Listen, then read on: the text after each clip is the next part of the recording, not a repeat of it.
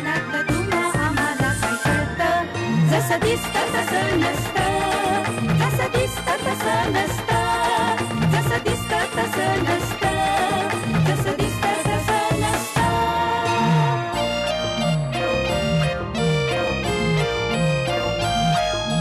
सासून खोड्या काढायला हव्या, सुनेन खोड्या मोडायला हव्या, दोघींच्या मनातलं गमतीचं नातं तुम्हा आम्हाला काय कळतं, जसं दिसतं तसं नसतं, जसं दिसतं तसं नसतं, जसं दिसतं तसं नसतं, जसं दिसतं तसं नसतं. आई म्हणायचं. अगं खरंच सांगतेय. आणि हे काय बडीशोप कशाला देतेस त्याला? ते अगं तू एवढा आग्रह करून वाढलंस मला. खरं सांगतो, या जन्माचं जेवून घेतलंय मी. बरोबर म्हणालास. नाही म्हणजे अरे जन्मात पहिल्यांदा मी तुला इतकं प्रेमाने जेव घातलं ना, माझी मलाच लाज वाटतेय बाई. जाऊ दे ना सासूबाई, मी आत्ताच यांना म्हणत होते की आपण जुनं तर काहीही आठवायचं नाहीये. आणि खरंच सांगते, तशी संधी मी तुम्हाला देणारच नाही मुळे. हे बघ, हे विडे खा. बडीशोप बाजूला ठेवा ती. नैवेद्याचे आहेत. हा हो खा. पण हा तिसरा विडा कोणासाठी? आणि काकूने सुद्धा केवढा आग्रह करून वाढलं मला. खरंच ग, तुडुंब म्हणजे तुडुंब पोट भरलाय आज माझं. म्हणूनच बडीशेप आणले तुमच्यासाठी. ओवा घातलेला ह्याच्यात. अरे खा थोडीशी, म्हणजे जरा बरं वाटेल, हलकं वाटेल. हो. काय झालं सासूबाई?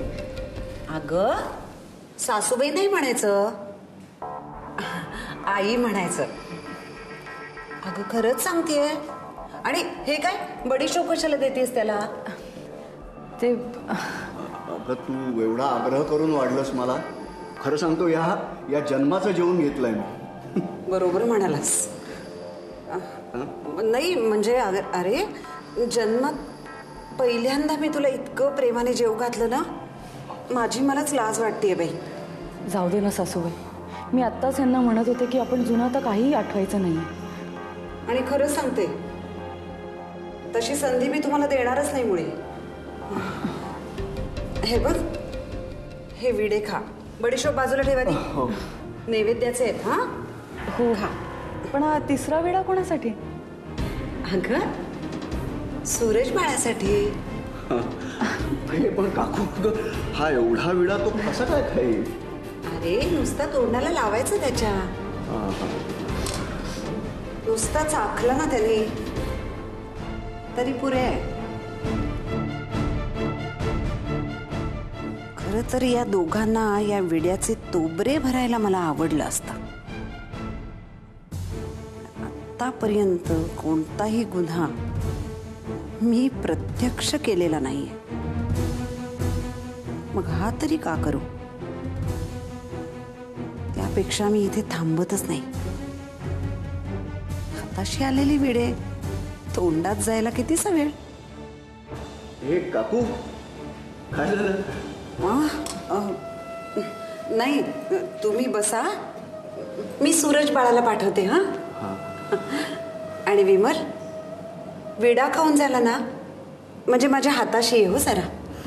अगं सदू काका, मुनीमजी यांना डबे भरून पाठवायचेत ना. अतुल्याला काही एकटीला जमायचं नाही. नाही घाई नाही, सावकाश ये विडा खाऊन झाल्यावर. हा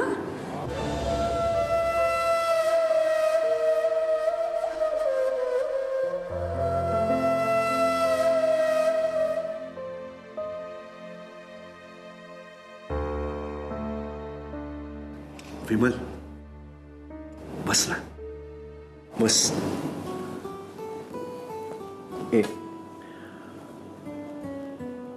मला विडा भरव ना. भरवणारच होते, तुम्ही कशाला सांगितलं? नाही अगं, म्हणजे मला वाटलं की विमलला काही नाहीच आहे, तिला थोडी ना कळणार आहे. रागावलीस की काय लगेच? आता ते हे सांगायला हवं. नाही तसं नाही, म्हणजे मी ओळखलं होतं. ओळखलं ना, मग त्याच्यावर उपायही शोधा. आता आता हे शोधाशोध करायला लावू नको ना विमल. काय उपाय आहे तो सांग आणि मिटव सगळं, त्यात काय. साधं बायकोचा रागही घालवता येत नाही तुम्हाला.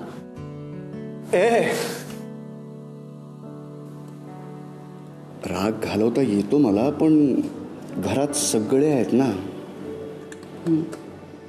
एक विडा भरवायला एक क्षणही पुरेसा असतो. पण त्या क्षणामध्ये नेमकं कोणी आत आलं तर काय करणार, हो ना? हं? कोणी आत यायची ना वाट बघत बसा तुम्ही. मी चालले.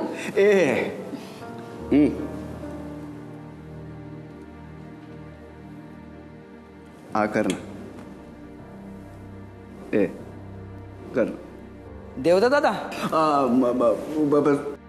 तुला काही तुला काही सांगायचं आहे? वैद्यभवाने तुम्हाला दोघांना बोलवलंय. हो, असेल तसं या म्हणालेत. आलो आलो म्हणून सांग रे. आलो आलो आलो, जा. अरे जा. हो,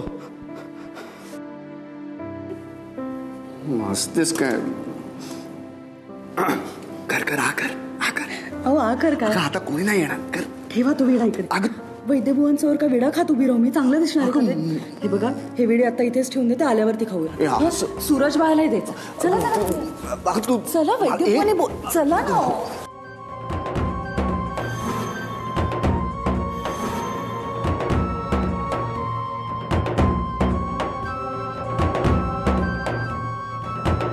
जसं दिसतं तसं नसतं, जसं दिसतं तसं नसतं.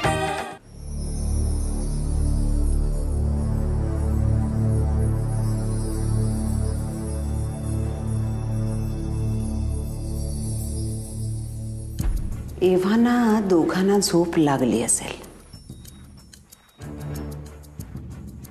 आपण तानीला त्यांना बोलवायला पाठवूया. सगळ्यांच्या समोर विमलच्या हातात चाव्यांचा जुडगा द्यायचा आहे असं सांगूया. तानी म्हणेल, दोघांचा डोळा लागलाय. आपण म्हणू, झोपलेत का? तर झोपू दे.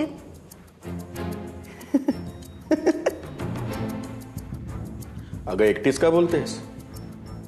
हसतेस काय? स्वतःशी बोलतेस काय? काय झालंय काय तुला? तुम्ही केव्हा आलात? मी इथेच आहे. पण तू इथं आल्यापासून अस्वस्थ काय? काही टेन्शन आहे का? जोगदंडनी काही नवीन खुसपट काढली? नाही हो. मग जोगदंडचं कसलं आलंय टेन्शन? तो तर माझ्या टाचेखाली आहे. पण खरं सांगू का,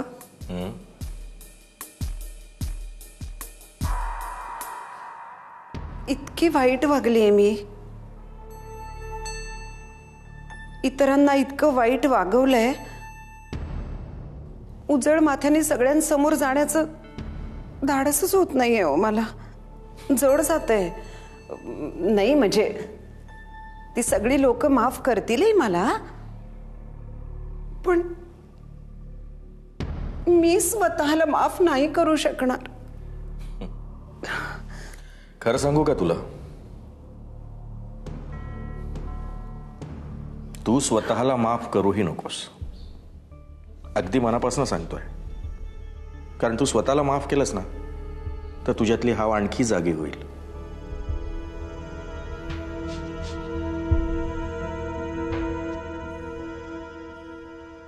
खरं सांगतोय.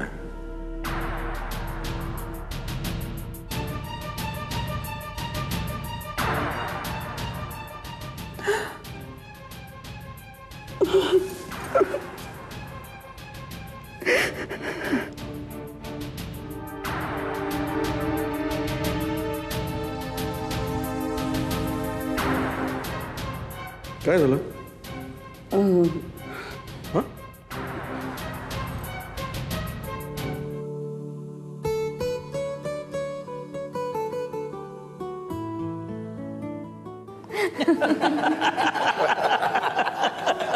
सुंदर.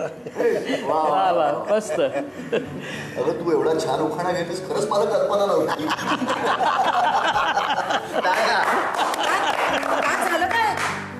काही झालं नाही. तुम्ही फक्त यायला जर उशीर केलात. म्हणजे म्हणजे तुमच्या सुनबाईनं नाही दादा का होईना पण एक छान उखाणा घेतला. तुम्ही दोघं इथे काय करताय आणि हे कुठे आहेत? मुनीमजी ना त्यांना प्रधान साहेब घेऊन गेलेत. जाता जाता सोडतो म्हणाले. हे, मीही निघालो होतो पण वैद्यभवानीच मला ठेवून घेतलं. तुमचं राहू द्या हो. हा कुठे? रावजी ना अहो तो दिनकर राणा शेतावर घेऊन गेलाय. बाई तुम्ही इतके अस्वस्थ का आहात? तुम्ही सूरज बाळाबद्दल. हा सूरज बाळा मुनीम काका घेऊन गेलेत त्याला त्या घरची सवय आहे ना, त्यामुळे इथे रमायला थोडा वेळ लागेल. हो ना. तुमच्या मनात भलते प्रश्न दिसत आहेत पण तुम्ही भलतेच प्रश्न विचारताय. आता तुम्हाला माझ्या वास्तूत येऊन सुद्धा माझ्या मनातलं कळायला लागलं का? भानुप्रिया आवाज स्वतःला. कोणाशी कुठल्या शब्दात बोलतेस?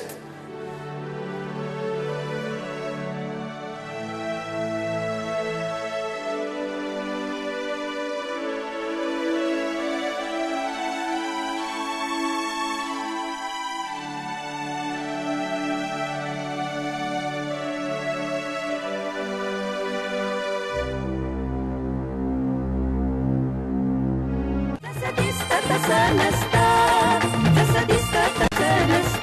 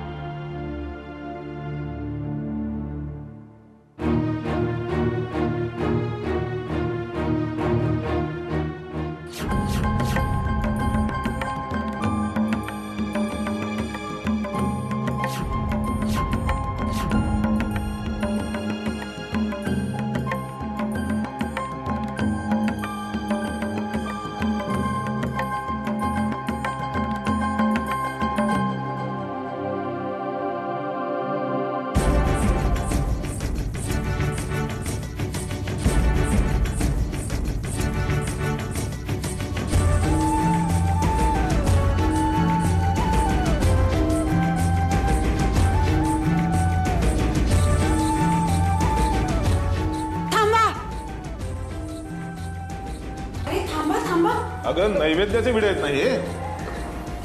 हो हो नैवेद्याचे पण ते तुमच्यासाठी नाहीये. म्हणजे वा सासूबाई असं कसं? हे तुमचे दोन लाडके चिरंजीव आहेत का? आणि तुम्ही भलत्यानच विडे खायला घालायला निघालाय. अहो घरात बनलेल्या नैवेद्याचा पहिला मान या दोघांचा आहे. खा रे खा. सासूबाईचं उगाच वगैरे नाही. हे खाऊ नका विडे तुम्ही. नाही आता तर खायचेच. अजय का रे? अरे नाही खायचं नाही. अरे अहो सासूबाई हे काय केलं? अगं काय झालंय काय तुला? अगं आतापर्यंत नैवेद्याचे विडे म्हणून जपत आलीस आणि आज आपली मुलं खायला लागली तर तू.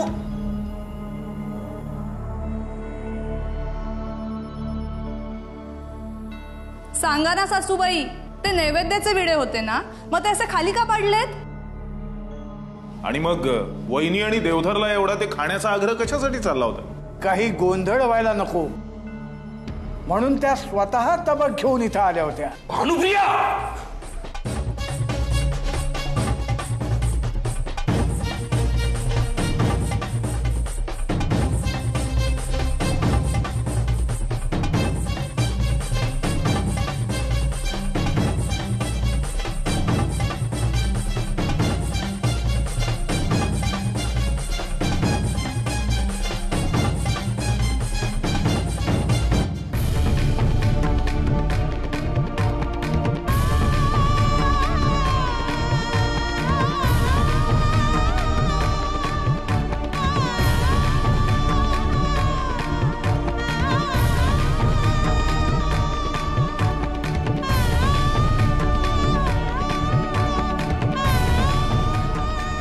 सासूबाई तुम्ही असे 4 विडे खाल्लेत ना तरी सुद्धा तुम्हाला काही होणार नाही.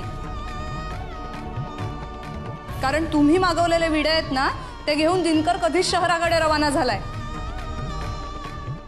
माझे बाबा आणि गोखले मॅडम त्याची चांगली तपासणी करणार आहेत. हा धोका ओळखूनच मी इथं राहिलो. अनुप्रियाबाई तुम्हाला कसलीही सफाई द्यायची गरज नाही. कारण तुमचा हेतू उद्देश सगळ्यांच्याच लक्षात आलंय. पण वैद्यबुवा, हो बाईसाहेबांचं आत्ताचं वागणं बघून मला तर वाटलं की त्या खरंच बदलल्या, पण नाही.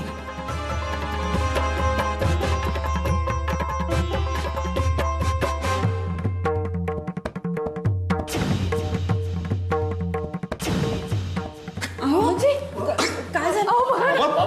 बाबा मामाजी! मामाजी! अहो काय झालं? मामाजी! बाबा बाबा! मामाजी! बाबा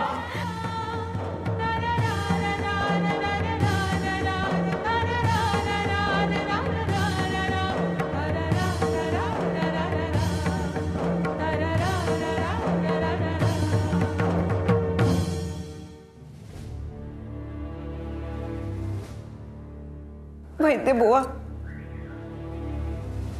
माझं सौभाग्य वाचवा.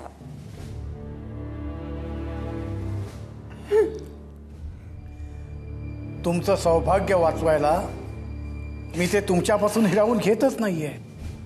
पण तुम्ही धन्वंतरी आहात, तुमच्या हातामध्ये अमृत आहे वैद्य बुवा. आणि तुमच्या हातात काय आहे? तुमच्या हातात फक्त एकच आहे, त्या जन्म सावित्रीची माफी मागा. तिची हिऱ्या मोत्यांनी ओटी भरा. तिच्या हातानं चिमूटभर कुंकवाची पिंजर आपल्या भाळी लावा. तुमचं सौभाग्य तुम्हाला परत लाभेल. वैद्य बुवा, मला सांगा, त्या जन्म सावित्रीचं देऊळ कुठे आहे? ही माझी संपत्ती, माझं घरदार, सगळं वैभव मी तिच्या पायावरती घालीन. सांगा मला देऊळ कुठे आहे, मी जाते. पुण्यवान नसलात तरी भाग्यवान आहात. म्हणजे त्या जन्म सावित्रीचं देऊळ शोधत तुम्हाला जगभर फिरायची गरज नाही. विमल, इकडे ये. हीच आहे तुमची जन्म सावित्री. तुम्ही इथं सौभाग्य हिरवून घेण्याचा प्रयत्न केलात, पण दैवाशी झगडून तिनं आपलं सौभाग्य परत मिळवलं. तिची माफी मागा. तुमचं घरदार ऐश्वर्य तिच्या पायाशी घाला. ती तुमचं सौभाग्य तुमच्या भाळी चढवेल. पण तुमचा अहंकार, हाव, हव्यास सगळं तुमच्या आणि तुमच्या सौभाग्याच्या आड येऊ शकतं.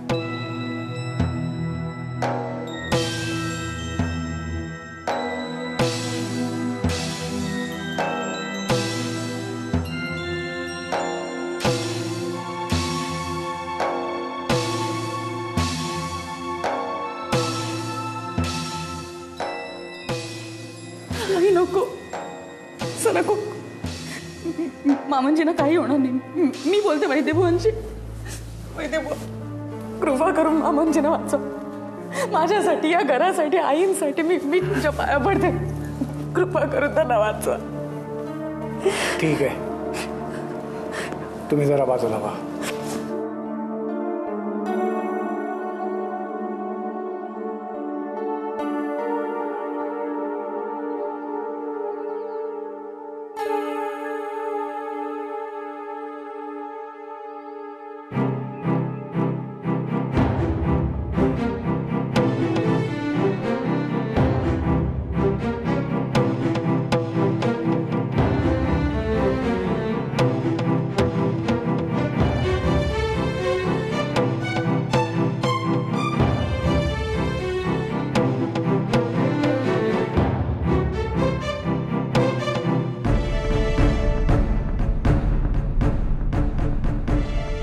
आता कसं वाटतं?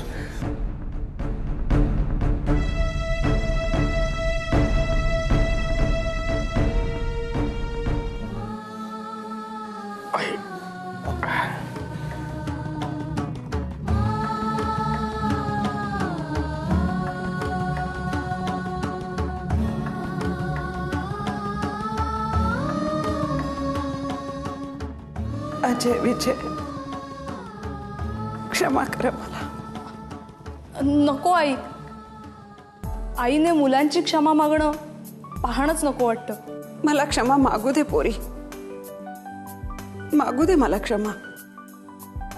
जे माझंच होतं ते मी चोरायचा प्रयत्न केला. तुम्ही मला अधिकार दिले, मी हक्काच्या मागे लागले.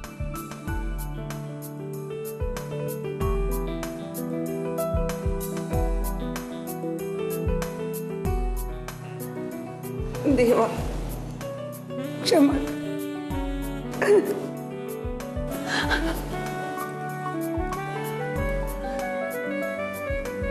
विमल